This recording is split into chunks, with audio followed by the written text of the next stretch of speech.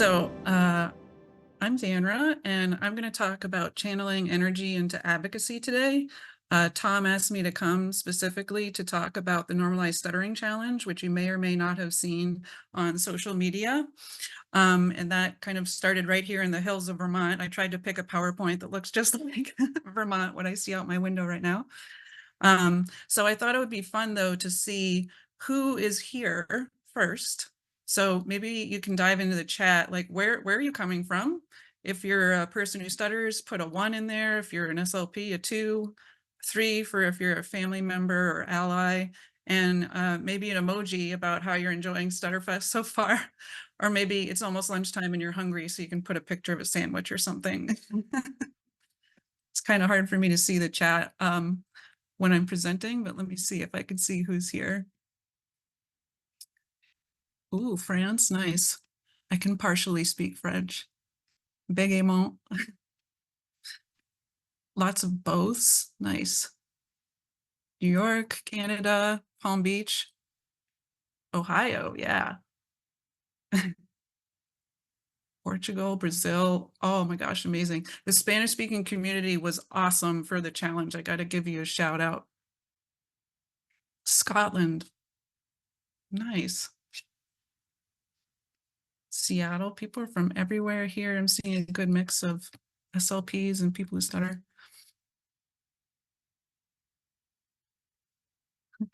Ghana came up on the challenge. I cried many times that week, and when Ghana came up, I was like, oh my gosh, it's gone around the world. You were one of the first ones.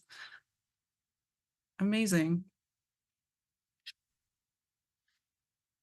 All right. Well, since we're now almost at the time, I think I'll dive in. Keep adding to the chat. I love seeing that. This is going to be interactive. So I just want to give a little background about me. I am an SLP in Vermont. I've been working with people who stutter for about 18 years. I'm also a clinical professor at the University of Vermont. We have 3 amazing NSA chapters here, and so I co-lead 2 of those. And I have a private practice called Vermont Stuttering Therapy. My niece stutters, which is kind of interesting because I was a stuttering therapist for about 11 years before she came into our lives. And I thought that maybe the universe was giving me a gift of some kind that I could be there. And I am not a person who stutters. Now, the picture on the right, I asked all of the kids that I work with to pick what color I should dye my hair, and then I was going to donate it to the National Stuttering Association, and purple won. It actually didn't look too bad, so I might do that again. But that was one of the little bits of advocacy that I've done in the past. So today I'm going to talk a bit mostly about the Normalized Stuttering Challenge, but also figured it's a good opportunity to also go over some baby steps for people who aren't quite ready to put that out there. I mean, we intentionally called it a challenge because it wasn't easy. A lot of people didn't want to take that step. So I'm going to offer some smaller ways to maybe get involved. You know, National Stuttering Awareness Week is coming up. These are just things to consider. And then there's a lot of SLPs and other people here who are already kind of proudly speaking up. So I thought, what are some other ways to go big? And that was really great to hear what Sparrow is doing, because that's a reminder that there's a lot of things that are already set up to be doing that. So let's dive in. A little bit about my motivation. I mean, this is just obvious, right? But it is a basic human right for you to be heard. You know, people who stutter, all 81 million of you, every day have it's your human right to be heard. And so I feel like this is awesome timing to be a person who stutters, in the sense that I kind of feel the revolution is happening. And there's enough of you that if all of you banded together, you could literally take over the world. There's 81 million of you. And so I think now is the time for those to have strength in numbers and for you to be heard. So a little bit more about my why, and I need to forewarn you that this is a tough subject. So I worked with Ryan for 7 years. He stuttered. And when he was about a year after I stopped working with him, he died by suicide. And he's the second person who stutters that I know very closely who died. And that kind of event truly like reorganizes your soul in certain ways. I think this picture is a really beautiful representation of what that emptiness feels like. And I was very upset and distressed by this. This is an artwork called Melancholy, the Emptiness of Incapacities, or that it incapacitates us through grief. And so I really was not handling it well, and I felt compelled to do more. So at that time, after Ryan died, another one of my clients had asked, like, I'd really like to wear a shirt to school to talk about my stuttering with other people. And we looked it up, and there were some, but the one he wanted wasn't there. So I just decided to make him one. And now I started a store. There's like 800 stuttering products in there, and a portion of the proceeds goes to the National Stuttering Association in Ryan's name. And so in the picture on the right is, we always have a parade every year for our stuttering support groups. We walk down to Ben & Jerry's and they give us free ice cream. By the way, Ben & Jerry's employees, very well trained at being patient listeners for our folks who stutter. So I started to get more ramped up, and you know, on March 9th, Biden's stuttering was made fun of in a political speech. And on that same day, a People article came out about Ryan's death. And so my Ryan that I showed you before, it was shocking to me because it was so public, and I learned things in that article that were more upsetting than the first time, because I didn't know exactly what had happened. And I still had that hole in my heart, and I was like laying on the ground. I'm like, either I can lay here and be upset the rest of my life, or I'm going to do something. And I didn't actually turn green, but I was like fed up. Like, I have to do something more than what I'm doing on the daily. So what happened was the Normalized Stuttering Challenge. I wanted it to be big. I wanted it to be fast in response, and global. So I was lucky enough to collaborate with these amazing other advocates, who I just wrote on the weekend, like, I feel like doing this. I'm going to make a video. What do you think? And we came up with a plan. And so the National Stuttering Association and Stutterology, who's presenting twice today. And I don't know if you know Talking Town Books. This is Mackenzie, who was a student at UVM, and her son stutters, and the cutest book ever about stuttering, Daniel the Digger. And I read it with my niece, and we had a great conversation about her stuttering. And Martha Speech, who's a wonderful advocate too. So we kind of pushed this out. And whoops. So what is the challenge? We were challenging people on social media to take a quick video saying, I stutter and I'm worth listening to, or if you stutter, I'm listening. And then to challenge three other people to do the same. Or, you know, we gave opportunity for people who weren't ready to be on video to donate to these other great causes, who are definitely great advocates for people who stutter. And I had no idea what was going to happen from this. But so we did it for about a week really intensely. And this was all the people just from day one. So I started to get really excited. Like, wow, what is going on? People are from all over.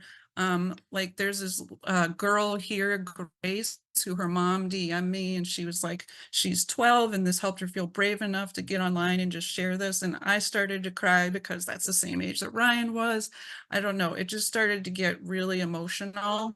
Oh, sorry. I don't know if you can hear this, but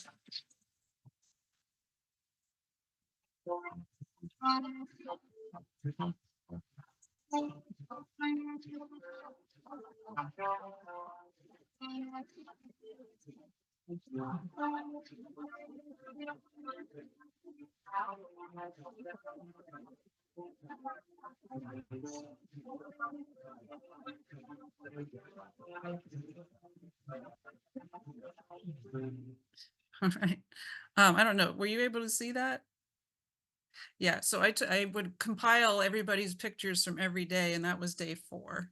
So really great action. And I pulled this, man, Ronan, this kiddo made me cry the most. I don't know if you can go on my Instagram and watch these actual videos. seeing him and like brothers and mothers and whole cohorts of people, like everybody at UVM did the challenge. And Caitlin Cohen she's speaks up about her stuttering personally, and she tagged me in her post, and I cannot believe how many people have commented on this post. It really caught on. And so I was also expecting meanies to come out, like at some point somebody's going to be a jerk. And I can tell you, I looked at every post, not a single troll. I was pleasantly amazed. So here's some examples of just what people's responses were, just in case that inspires people to like be brave and do it themselves. Like, I love listening to you. You're my friend. Your voice is lovely. We always enjoy catching up. Your stuttering is a part of you, and I love all of your awesome self.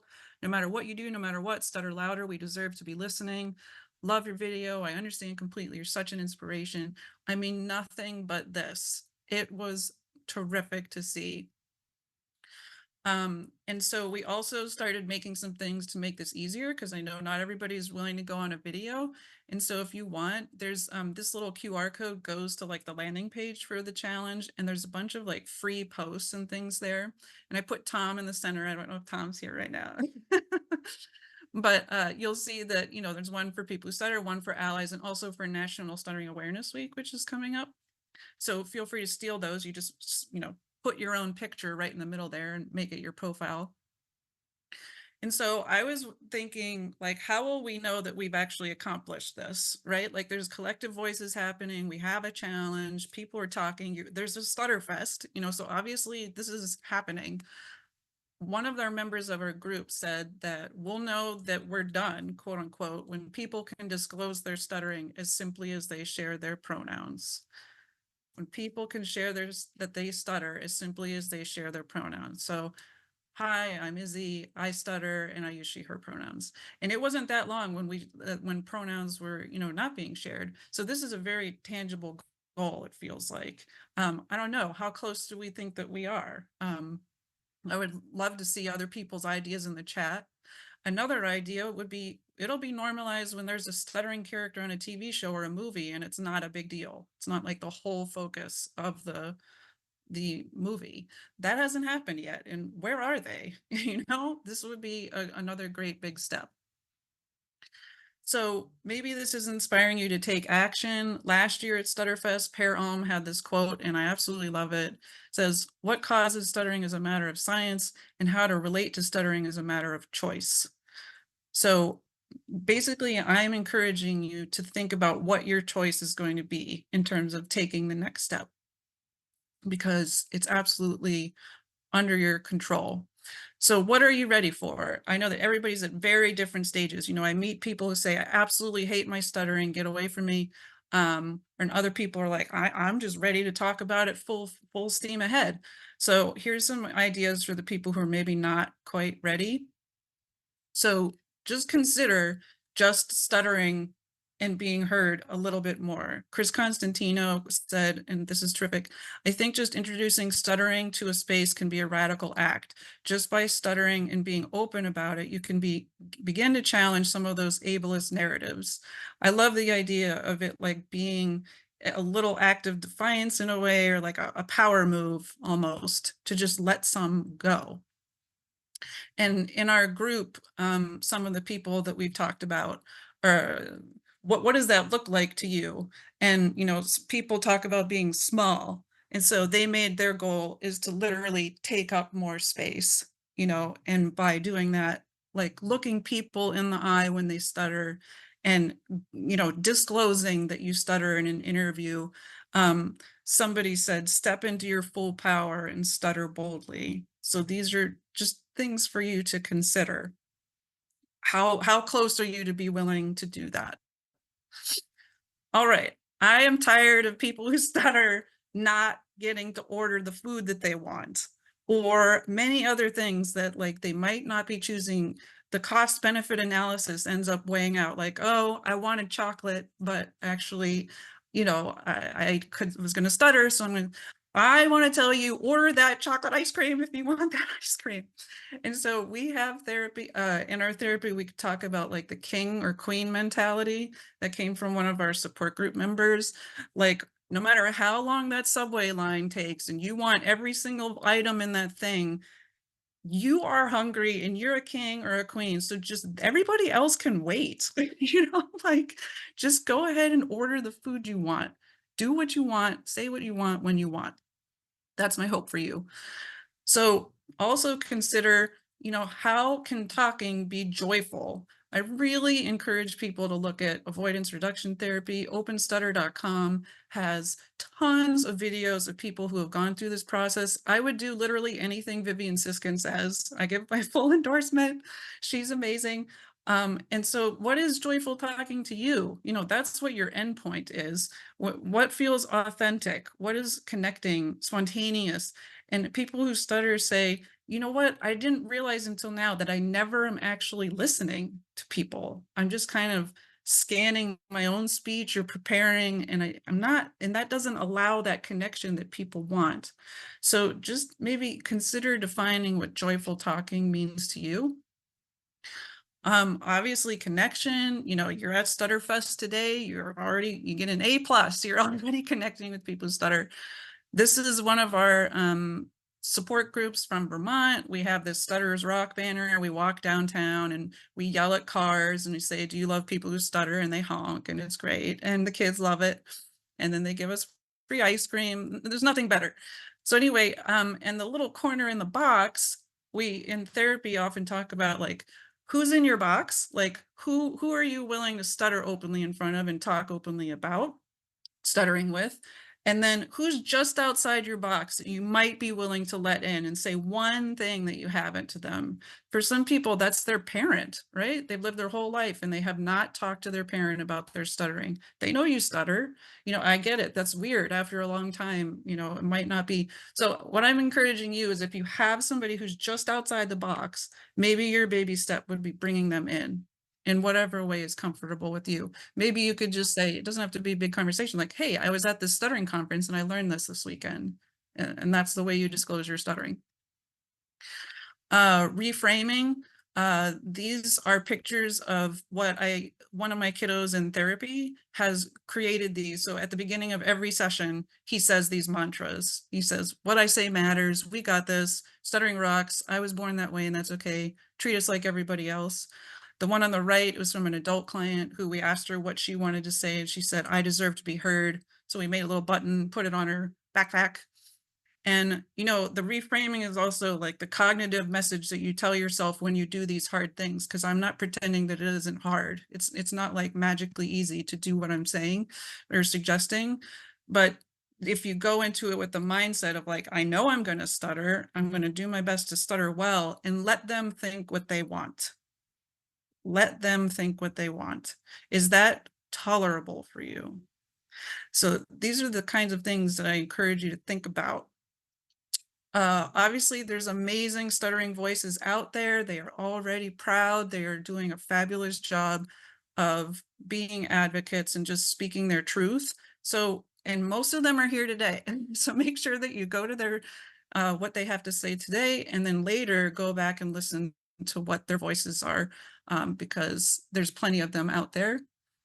So in summary, I am encouraging people to double down on being a person who stutters. Talk about it, do it, be it. Basically, live it. You don't have to be a pretend version of yourself that doesn't stutter.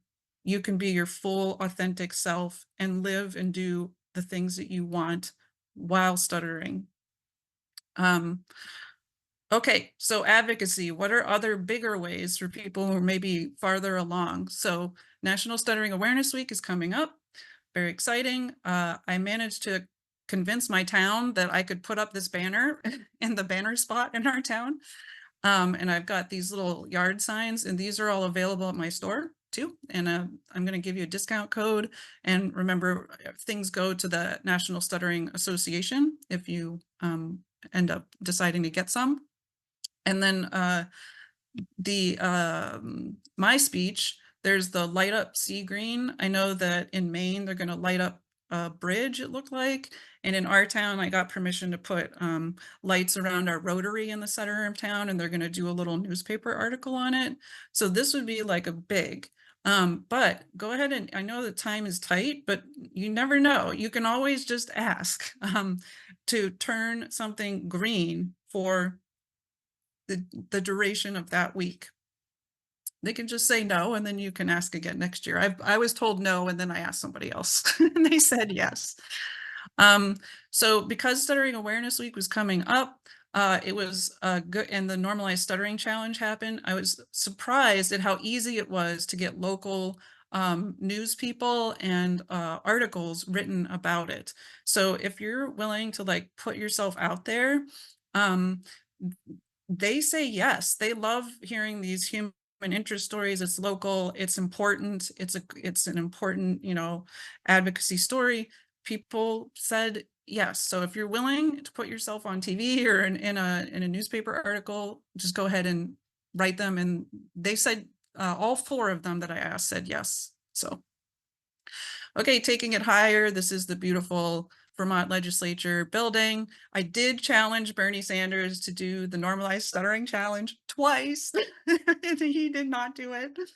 But you can also consider testifying about stuttering in your legislature, which we have done in the past and actually got a grant approved for people who stutter to teach pediatricians and teachers about stuttering education. And I was going to ask if they would be willing to light up the State House and maybe name a day in honor of Ryan, like Ryan's Day, just here in Vermont.